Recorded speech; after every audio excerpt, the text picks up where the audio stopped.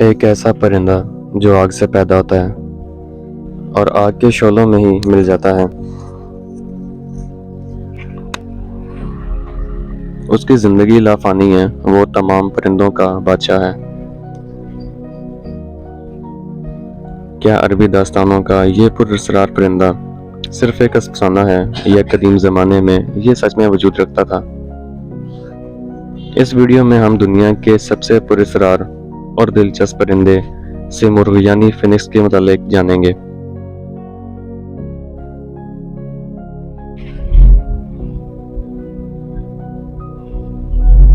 دنیا میں انواع اقسام کے پرندے موجود ہیں جو اس کائنات کی خوبصورتی میں چار چاند لگاتے ہیں، لیکن ان میں ایک پرندہ ایسا ہے جو اپنی دلچسپ اور حیران کن خصوصیات کی وجہ سے صدیوں سے زیر بحث رہا ہے، جسے سیمرغ یا فینکس کہتے ہیں۔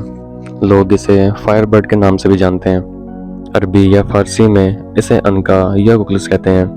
آریہ لوگ اسے امر پکشی اور ترکی اسے تغرل یا ہما کہتے ہیں۔ یہ پرندہ اپنی غیر معمولی لمبی عمر کی وجہ سے مشہور ہے۔ دراصل اس کی زندگی لافانی اور نہ ختم ہونے والی کہی جا سکتی ہے۔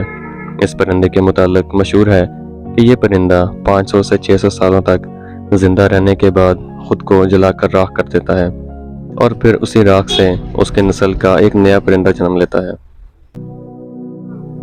اس پرندے کے متعلق ہر تہذیب اور قوموں میں مختلف کہانیاں موجود ہیں، خواہ قدیم چین ہو، فارس ہو، بھارت ہو یا عرب ہو۔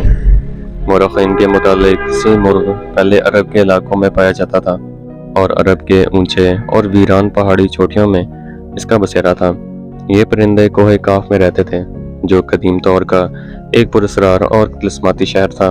کہتے ہیں کہ اس پرندے نے کبھی زمین کو نہیں چھوا اور یہ اس قدر اونچائی میں اڑتا تھا کہ اسے کوئی بھی نہ دیکھ پاتا تھا۔ سیمرغ نہایت ہی خوبصورت ہوتا ہے۔ اس کے پر جامنی رنگ کے اور دم نیلی، سبز اور سنہری ہوتی ہے۔ یہ دیکھنے میں کسی بڑے عقاب کے مانند ہوتا ہے۔ سیمرغ دنیا کے تمام علوم سے واقفیت بھی رکھتا ہے اور بہت وفادار ہوتا ہے۔ 5ویں قبل مسیح میں ہیروڈوٹس نے لکھا تھا کہ عربی لوگ ایک ایسے پرندے میں یقین رکھتے ہیں جسے میں نے صرف تصویروں میں دیکھا ہے، اور ہر 500 سالوں بعد یہ پرندہ خود کو جلا کر ایک نیا جنم لیتا ہے۔ سیمرغ کے آنسو بیماریوں کے علاج کے لیے استعمال ہوتے ہیں اور ان کے آنسوؤں میں بہت سے مرض کی شفا رکھی گئی ہے۔ اسلامی تصوف میں سیمرغ کو ایک اہم مقام حاصل ہے اور صوفیہ کرام نے اس پرندے کو اپنا موضوع کلام بنایا ہے۔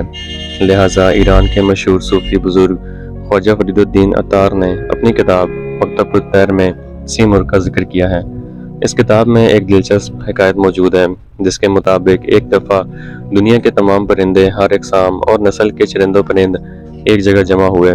سب نے کہا کہ زمانے میں اس وقت کوئی ملک بھی بادشاہ سے خالی نہیں ہے، مگر ہماری قوم کا کوئی بادشاہ نہیں ہے، لہٰذا ہمیں رائے مشورہ کر کے اپنا ایک بادشاہ مقرر کرنا چاہیے۔ چنانچہ تمام پرندے سر جوڑ کر بیٹھ گئے اور اس میٹنگ کا آغاز ہوا۔ حدود جو اب تک اس میٹنگ سے غیر حاضر تھا وہ اس اجتماع میں آیا۔ حدود وہ پرندہ تھا جسے اللہ نے عقل کامل عطا کیا تھا اور وہ ہر نیکی اور برائی سے آگاہ تھا۔ حدود نے کہا، اے پرندوں کی جماعت، بے شک میں پیغام رساں بھی ہوں اور غیب کی باتیں بھی بتاتا ہوں۔ میرے پاس قدرت کے اسرار کی موجود ہے۔ میں حضرت سلیمان علیہ السلام کے ساتھ رہ چکا ہوں اور ان سے ہم کلام ہونے کا شرف حاصل ہے۔ میں تم سب میں زیادہ عزت اور مقام رکھتا ہوں۔ میں کئی وادیوں، پہاڑیوں اور بیابانوں میں رہا ہوں۔ میں اس پرندے کو جانتا ہوں جو ہم سب کا بادشاہ ہے۔ اگر تم میرے پیچھے چلو گے تو میں تمہیں اس تک پہنچا سکتا ہوں۔ بے شک ہم سب کا بادشاہ وہی پرندہ ہے جس کا نام سیمرغ ہے اور وہ کوہ کاف کے وادیوں میں رہتا ہے۔ وہ تمام پرندوں کا سلطان ہے، مگر اس تک پہنچنے کا راستہ بہت لمبا اور طویل ہے۔ راستے میں بہت سارے خطرات، دریا اور خشک زمینیں آتی ہیں۔ اس راستے پر چلنا کسی مضبوط دل والے کا کام ہو سکتا ہے۔ اس راستے پر چلنے اور اس تک پہنچنے کے لیے جمع مردی کی ضرورت ہے۔ لہٰذا پرندوں کے سلطان سیمرغ کے بارے میں جان کر تمام پرندے اس کو دیکھنے کے لیے بے قرار ہو گئے۔ ان کے اندر جوش و جذبہ پیدا کر دیے۔ چنانچہ تمام پرندوں نے اس راستے پر چلنے کا پکا ارادہ کیا۔ سفر شروع کرنے سے پہلے حدود نے اس راستے کی تفصیل بتائی۔ اس نے بتایا کہ اس راستے میں تمہیں 7 وادی کو پار کرنا ہوگا۔ پہلی وادی کا نام استغنا ہے، یہ بے نیازی کی وادی ہے جہاں ہر چیز کی حیثیت کم ہو جاتی ہے۔ دوسری وادی عشق کی وادی ہے، اس وادی میں جو بھی جاتا ہے وہ آگ بن جاتا ہے۔ تیسری وادی طلب کی وادی ہے، اس وادی میں تکلیفوں اور مشکلات کا سامنا ہوتا ہے۔ چوتھی وادی معرفت ہے، اس وادی کے بے شمار راستے ہیں جہاں چلنے والا کھو جاتا ہے۔ پانچویں وادی توحید کی وادی ہے، اس وادی میں کثرت بھی وحدت نظر آتی ہے اور یہ راستہ ایک پیچیدہ راستہ ہے۔ چھٹی وادی حیرت کی وادی ہے، یہاں صرف درد اور حسرت ملتی ہے، ہر طرف افسوس ہی افسوس ہوتا ہے۔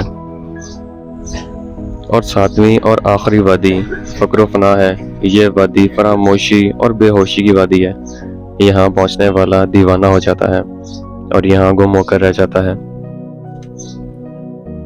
پرندوں نے سفر کا آغاز کیا۔ اس سفر میں تمام پرندے تھک کر چور ہو گئے، کچھ بیمار پڑ گئے، کچھ کی حالت بدتر ہوگی۔ بلبل، طوطا، چکور، باز، بوف اور دوسرے اقسام کے پرندوں نے راستے میں ہی ہار مان لی۔ پرندوں کے بالوں پر خون آلود ہو گئے، وہ آہوزاری کرنے لگے۔ انہوں نے ایسا راستہ دیکھا جس کی کوئی انتہا نہ تھی، ایسا درد دیکھا جس کی کوئی دوا نہ تھی۔ ان کی کمر ٹوٹ گئی، ہزاروں پرندے تو درد اور تکلیف سے برداشت نہ کرنے کی وجہ سے راستے میں ہی مر گئے۔ انہوں نے حدود سے کہا کہ ہم اتنی مشکل وادی کو پار نہیں کر سکتے، لہٰذا حدود نے ان وادیوں کے درمیان ایک جگہ پڑاؤ ڈالا اور تمام پرندوں کو جمع کیا۔ حدود نے کہا، میں نے تم سے پہلے ہی کہا تھا، کسی ملک تک پہنچنا اتنا آسان کام نہیں ہے، لیکن تم مجھے اپنا رہبر مان کر میرے پیچھے چلتے رہو اور ان مشکلات و خطرات کا ڈٹ کر سامنا کرو۔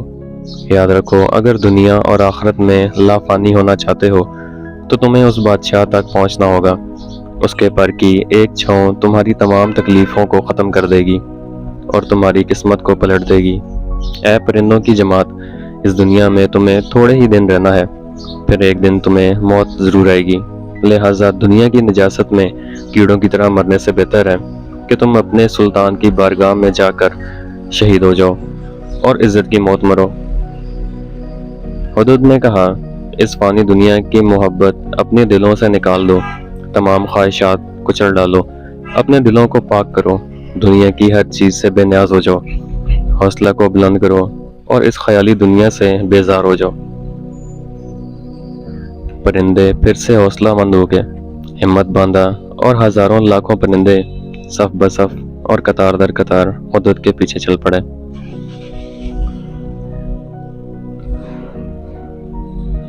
آخرکار اس مشکل اور طویل راستے کو پرندوں نے پار کر لیا۔ اس لمبے سفر میں صرف 30 پرندے یہاں تک پہنچ پائے۔ ان تمام وادیوں کو پار کر لینے کے بعد وہ کوہ کاف میں داخل ہوئے۔ اس وادی میں داخل ہونے کے بعد جب انہوں نے اپنے آپ کو دیکھا تو ان کے جسم پر بالوں پر موجود نہ تھے، ان کا جسم آگ میں جل رہا تھا۔ تمام پرندے فانی ہو گئے تھے، دراصل انہیں ایک نئی زندگی مل گئی تھی۔ انہیں کوہ کاف کی ایک اونچی چوٹی پر سی مرغ نظر آیا۔ جب وہ سی مرغ کے پاس گئے اور غور سے اسے دیکھا تو انہیں اس میں اور خود میں کوئی فرق دکھائی نہ دیا۔ اس منزل تک پہنچ کر نہ ان کا کوئی رہبر رہا تھا نہ راستہ، وہ خود لافانی ہو گئے تھے، لہٰذا اب انہیں پتہ چل گیا تھا کہ جس سی مرغ کی انہیں تلاش تھی دراصل وہ خود ہی ہیں۔